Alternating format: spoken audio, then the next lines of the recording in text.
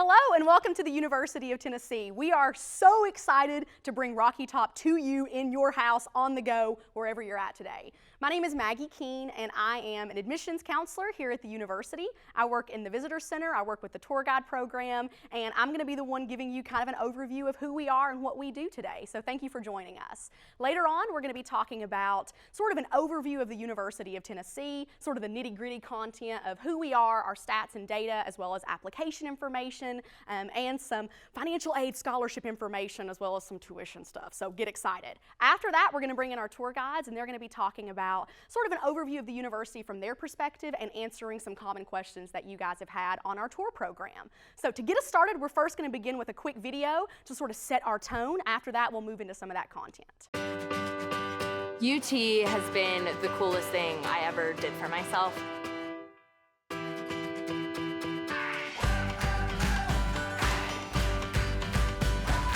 I love this city. It feels like home.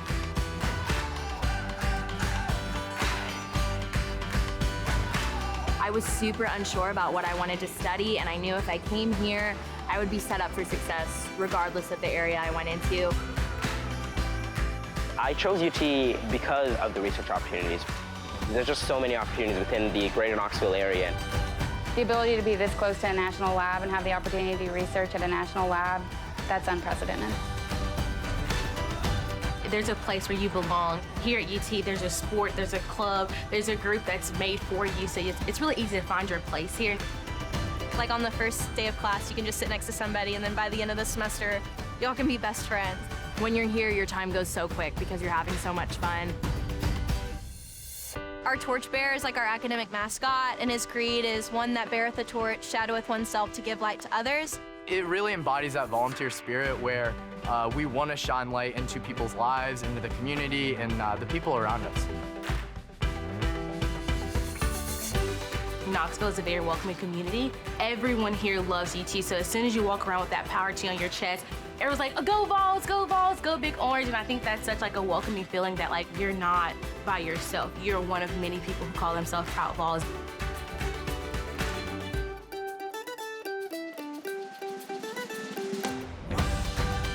Once I went to my first football game and we scored the first touchdown of the season, and the entire stadium of 102,000 people is screaming Rocky Top, and that's when I knew.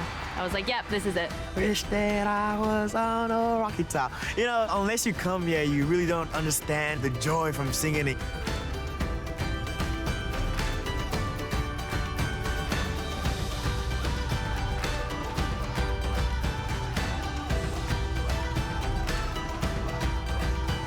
I just take so much pride in thinking about Knoxville and all of the memories and experiences that have made me who I am. I know Knoxville will always be part of my heart. It'll always be in my life. I'm so grateful that I had the opportunity to be a Tennessee Vol and like have those experiences.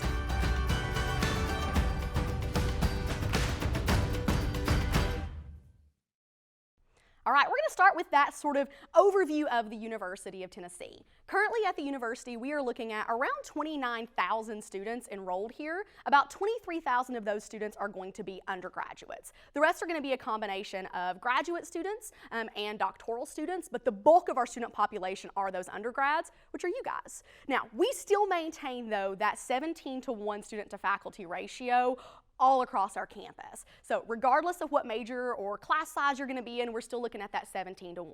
Now 17-to-1 though does not mean that your classes cap off at 17 people, unfortunately. That just means that that's the average that we have across campus. If you do find yourself in one of those historic larger lecture halls, keep in mind that once a week we break that class down into a much more smaller tight-knit community of around 25 students. And those will be via discussion session, recession classes, or a lab. So if you keep in mind, bigger lecture hall once a week will be designed to go down to about 25 students to break it down into a much more tight-knit community. Now, moving forward, I want to give you a quick overview of what those academic colleges look like. So at the University of Tennessee, we have 9 undergraduate academic colleges available for you to choose from. Now, we actually have 11 total, okay? But those bonus 2 are our College of Law and our College of Veterinary Medicine, and those 2 are going to be reserved only for graduate students. So the other 9 are available to everybody. Those bonus 2 are available only to our graduate students. The largest academic college that we have on campus is our College of Arts and Sciences. Now, by large, all that means is they have the biggest variety of majors. So everything from chemistry all the way over to anthropology is going to be housed right there. Our smallest academic college is the College of Social Work. They have right now around a 5-to-1 student to faculty ratio, which for our university is kind of a big deal. So if you are looking for more of a small, tight-knit community feel in your academic college, that's a major that I want you to consider. Now, on the other hand, maybe you really don't know what you want to major in yet, and you're kind of falling into that pool of undecided. Well, you're not alone, okay? Number one, undecided is our largest academic college on campus. So if you're still figuring it out, there's a lot of people who are still figuring it out with you. If you do choose to apply for admission as an undecided student, we will actually accept you then into the College of Arts and Sciences. So no stress, that's where we're gonna put you. Then once you figure out where you need to be, we can just move you around if we need to, all right? Now, moving forward, let's talk about how to apply and what that process is gonna look like. So, there are 2 different ways that you can apply for admission with the University of Tennessee. We've got the Common App. We also have what we call a VIP account or a Vol in Progress account.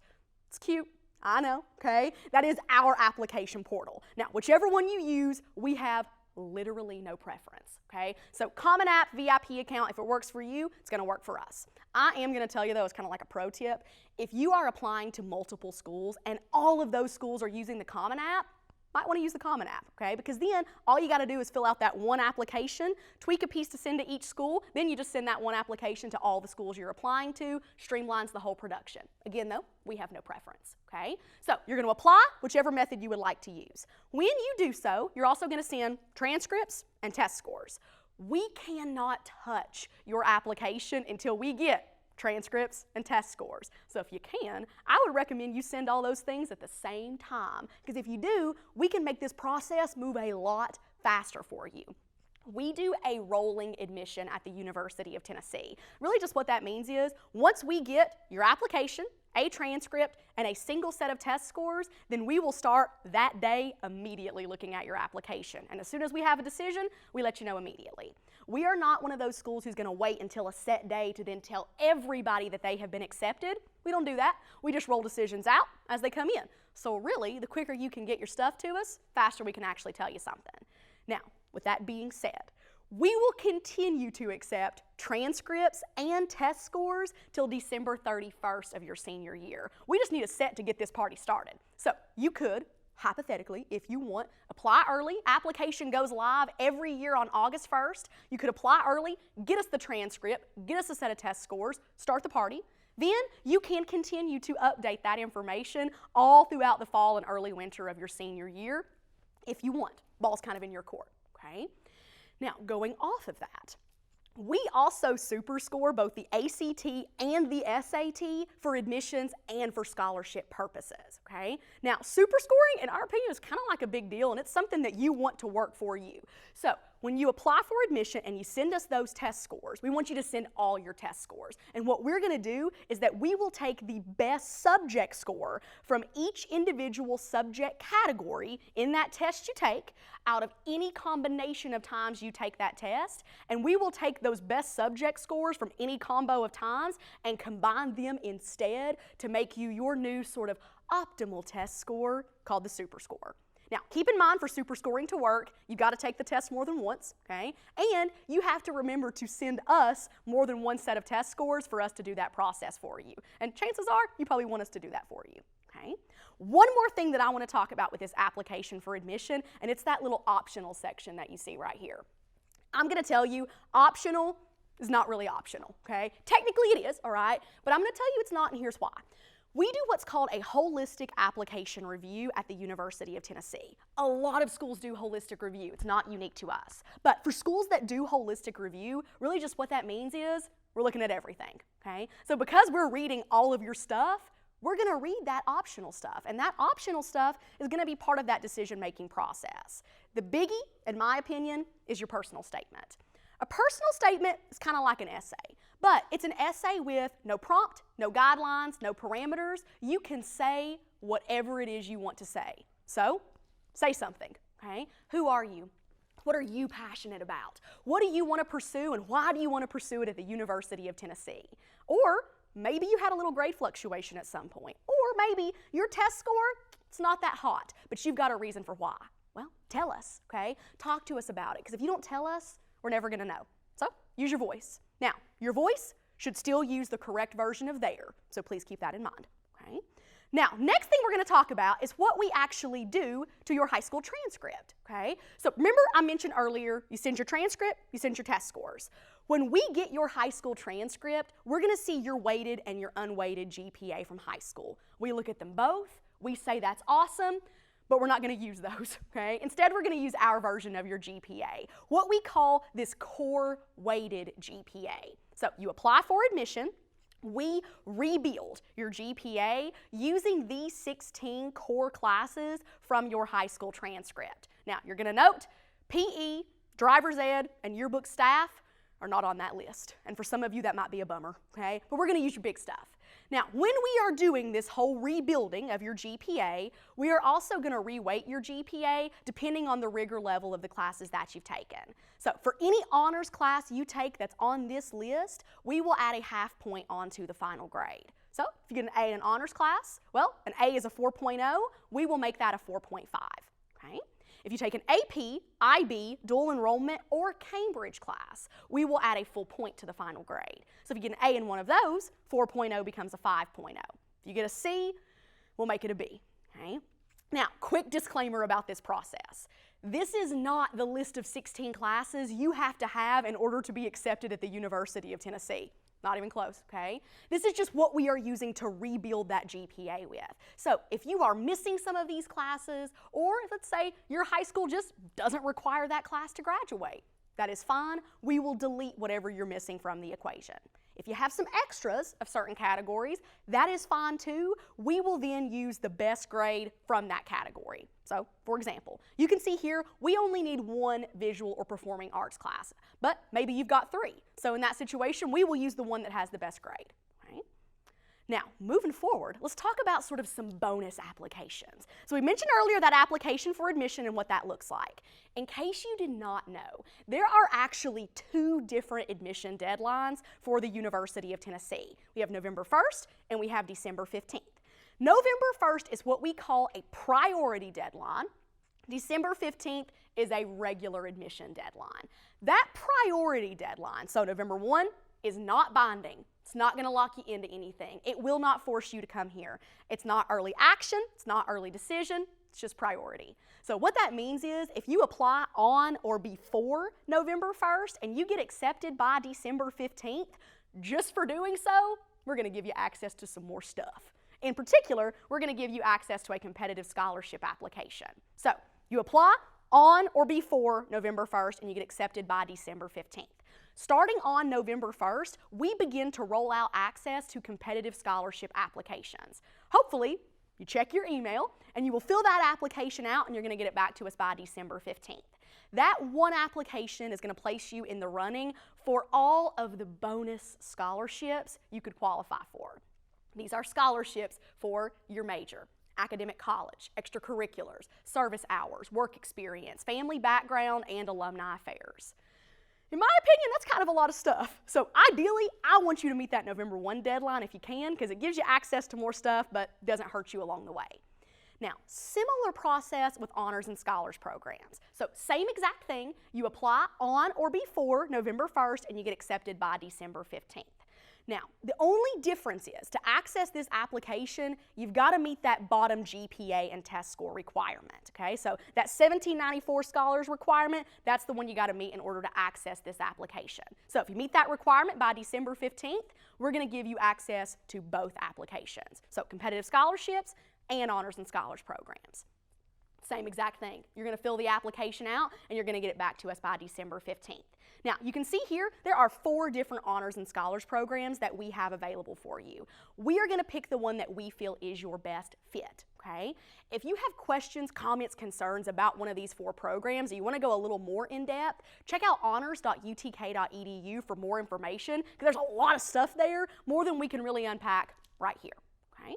Now, moving forward, let's all do a deep breath in, shall we? Just like a, here we go. It's the biggie, cost of tuition. First thing we're going to do is talk about our in-state people. In-state for us means that you live in Tennessee and you are graduating from a Tennessee high school. So if you are in-state, for us, you're going to be looking at those in-state numbers. For tuition and fees and room and board, which for everybody does include your meal plan, you're looking at around $24,000 for the academic year. Now, for my out-of-state people, your number is a smidge larger, and hopefully some of you have a sense of humor, okay? You're looking at close to $43,000 for the academic year. Now that we've seen the numbers, okay, so we all know what they look like, and no one appears to be packing up to leave yet, and that's a good sign for me. So we're gonna talk about how to make these numbers smaller. First thing we're talking about are the Tennessee Education Lottery Scholarships. Sadly, these do apply only to my in-state people. So my out-of-staters, hang tight, your stuff is coming, okay? My in-staters, the first thing we want to talk about is this HOPE Scholarship. Hopefully you've heard of this and you kind of know what this is. The HOPE Scholarship has a GPA or test score requirement. So GPA or test score, either one. But this is your high school's GPA and your regular composite test score. Not our funky core-weighted GPA we just talked about, and not your super score.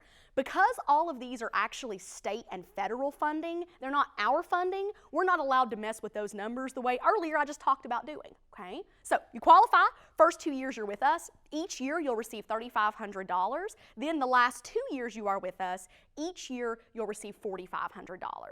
If you qualify for the General Assembly Merit and or the Hope with Aspire, those will then stack on top of your Hope Scholarship every year for 4 years. Now, the key with this is you got to fill out your FAFSA. So, free application for federal student aid. That's actually your application for these scholarships. You also have to maintain a 3.0 GPA while you are here with us. Now, you do get 1 semester of forgiveness. So, keep in mind, if you drop below that 3.0, you get a semester to recover and still keep these.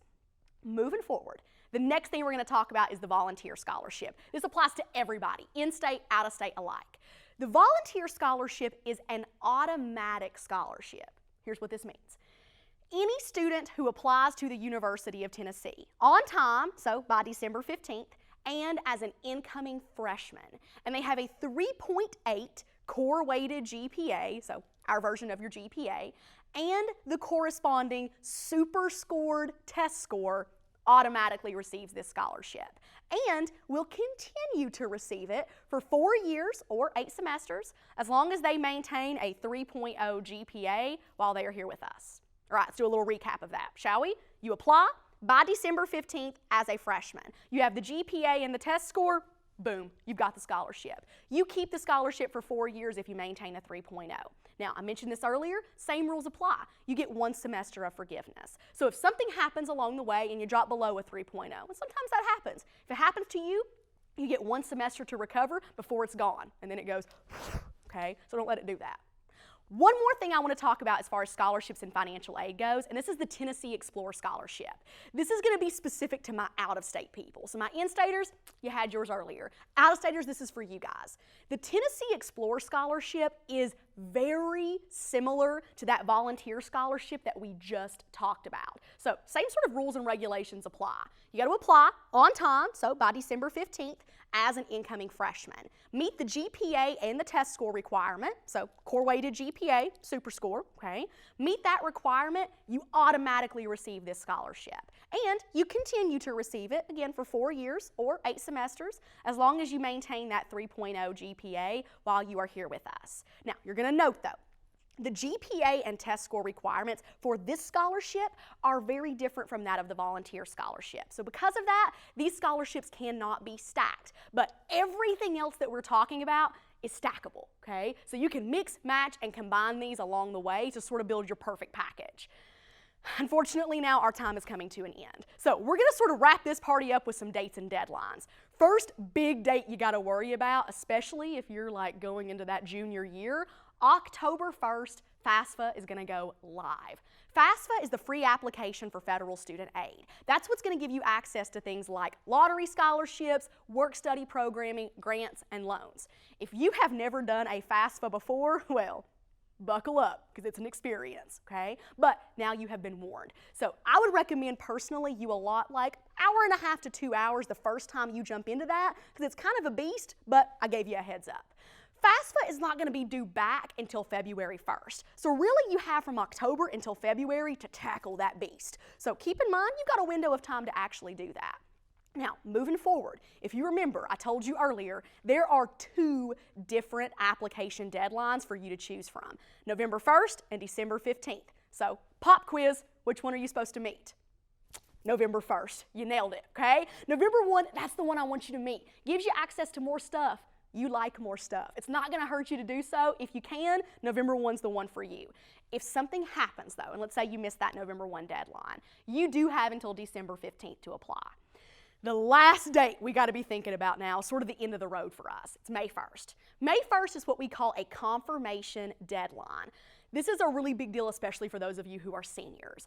A confirmation deadline is a fancy way of saying that is the last day to tell us whether or not you want to be a Tennessee volunteer. So really, you've got until May 1st to do whatever it is that you got to do. Weigh your options. Check financial aid and scholarships. Tour other schools.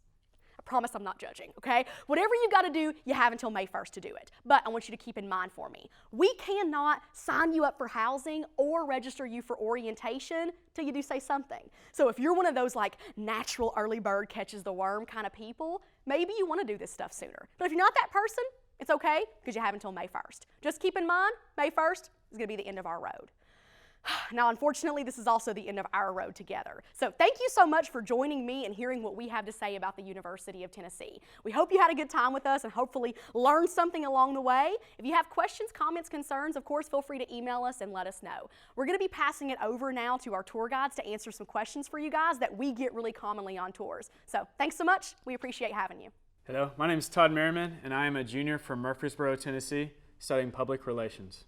Hi everybody, my name is Reagan Smita. I'm a junior from Buford, Georgia, studying biological sciences. Awesome. So let's get going, guys. Question number 1 from our fans. Why did you choose the University of Tennessee?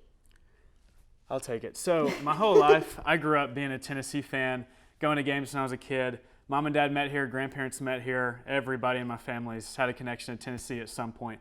And so it was always kind of just part of my life that I would go to UT eventually. And so I came to Tennessee as I was supposed to, and really the thing that I found that I love so much about this place is I love the passion, I love the community. I think it's so evident how passionate our fan base is when you just look around at how obnoxious our fans can be, and you know that maybe we've fallen on rough times in football, but we're still going to be at the games, and we're still going to be crazy about it and love it. There's this different energy about wearing the orange, and it's something that's cool when you go to class, you're like excited about it. And like that kind of goes right into the family aspect of it too. Is Tennessee, it's like a big family, whether it's some sort of Southern hospitality or this unique orange. It is a great environment that I have met so many of my best friends and had so many professors help me along the way. And it's just a place that I really can call home and absolutely love attending. Wonderful. What about you, Reagan? Yeah, so I have a little bit of a non-traditional story. I'm actually a transfer student. Coming out of high school, I saw myself going to like a big state school, but that actually wasn't where I ended up. I went to a smaller private school, and I just found that it wasn't my fit. So one of my best friends actually goes here, and she was like, I really love it here. I think you should apply too. So I applied just to give myself that option to transfer. But when I came on a visit, I absolutely loved it. The atmosphere here is just different. I feel like I should have came here to begin with, and I feel like the organizations like this, like the ambassadors, make me really love it. And just coming back to that family aspect, the community here is why I love it here so much. That's awesome. All right, for question number 2, how do you get involved on campus? So Reagan, I'm actually going to pass this over to you, and then we'll go to you, Todd, okay? How do you get involved? Right. For me coming in, like you guys will be freshmen, for me coming in, it was very easy to get involved. It's posted all over campus, all over social media. We have a website called VolLink, so anything you want to know, you can find any organization on there. We have literally hundreds of them. So I would say just right off in August, go to those interest meetings, talk to people in your classes, find an upperclassman, talk to them, and it'll be easy to get involved that way. Awesome. I agree with Reagan. Information's everywhere to get involved, so it's not like you're going to have trouble being able to find something to get involved in. Personally, I'm involved in Greek life at UT, and so at the beginning of the semester, if you do choose to rush IFC, like I got to go a week early and get to see what fraternity I wanted to be a part of. And sororities do the same thing, as well as the multicultural organizations as well. And so that's what I find my home in, as well as the tour guide program, what we're doing right here. But yeah, like Reagan said, VolLink is an awesome service that we have, and there's really not going to be a time that you're not going to be able to do something on campus at UT. Wonderful. All right, question number 3. What is there to do in Knoxville? So what do you guys spend your weekends doing? What is it you like about this area? What's Knoxville like? Todd, you want to go first? Yeah, I'll tackle it. I love Knoxville. So I'm a big outdoorsy guy, and it's really granola. It's really cool because UT is such a unique atmosphere. We have the Great Smoky Mountains National Park 45 minutes down the road. For reference, my buddy and I, one Wednesday, he texted me in class. He was like, hey, man, would you want to go camping tonight? I was like, yeah, let's do it. So we went to the Appalachian Mountains, camped out on a mountaintop, and I made it back for my 1010 class the next day. So that's something that I love to do. There's also a ton of great restaurants. And having the city of Knoxville right next to the University of Tennessee, they're both separate, but they complement each other perfectly. You can go downtown and hang out in a big city, thriving city in Tennessee standards, and really just be able to enjoy that life as much as you can, the college life. Awesome. Yeah, so I'm not like Todd. I don't really like to go outside, but I do enjoy like the restaurants and the shopping here, the little boutiques. There's a place called Market Square downtown Knoxville. I love to go there on the weekends and hang out with friends, go to restaurants, shop. That's really what I like to do. There's a movie theater here called the Cinnabar. It's a really nice movie theater. The seats recline. I like to eat there too. So I feel like Knoxville is a place for me to really eat. The freshman 15 is probably going to hit you. It's very real. But I feel like if you took UT out of Knoxville, you would still have a city. You would still have a lot to do outside of this university. Awesome. All right, we're going to go over now to question number 4.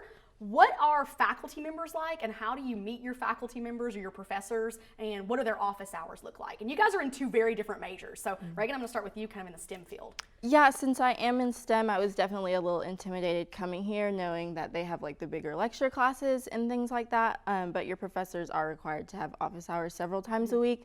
I feel like that and the labs really help break it down for me and get to know them personally. Some of my professors even hold their hours like in the library at Starbucks, so you can go get a cup of coffee, sit down, work through them through whatever you are having trouble with. Right now I'm actually in organic chemistry, and my professor has been so great. I go to Starbucks every Tuesday and Thursday and sit with him before class. We go over homework. I could just sit and do my homework, and if I have a question come up, I can ask him, but I feel like they're really flexible. They really do want to help you. That's awesome.